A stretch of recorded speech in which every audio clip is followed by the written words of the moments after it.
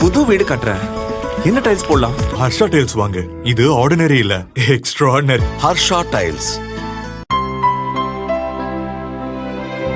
இனிமே கண்ணை மூடிட்டு கடலை எண்ணெய் வாங்கலாம்.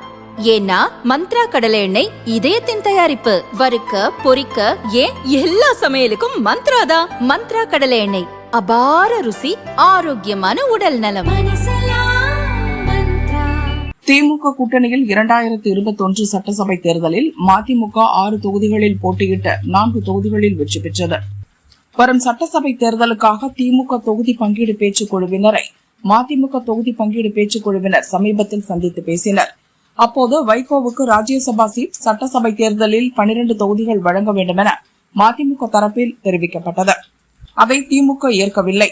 ராஜ்யசபா சீட் கிடையாது, தனி சின்னத்தில் போட்டியிட்டால் 3 தொகுதிகள், உதயசூரியன் சின்னத்தில் போட்டியிட்டால் 4 தொகுதிகள் ஒதுக்கப்படும் என திமுக தரப்பில் தெரிவிக்கப்பட்டது. அதை அறிந்த வைகோ அதிருப்தி அடைந்தார்.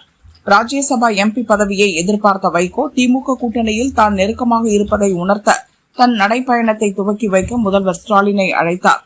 மேலும் பார்லிமென்டில் தான் பேசிய பேச்சுக்களை புத்தகமாக தயார் செய்து முதல்வரிடம் அணிந்துரை கேட்டார். இந்நிலையில் ராஜ்யசபா சீட் மறுக்கப்பட்டது அவருக்கு அதிர்ச்சியை ஏற்படுத்தியுள்ளது.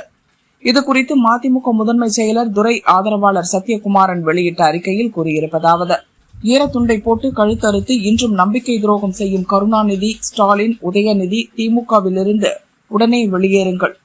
2019 லோக்சபா தேர்தலில் முன்னாள் அமைச்சர் சுப்புலட்சுமி ஜெகதீசன் வாயிலாக மறைந்த கணேசமூர்த்திக்கு நெருக்கடி தந்து உதயசூரியன் சின்னத்தில் போட்டியிட வைத்தனர்.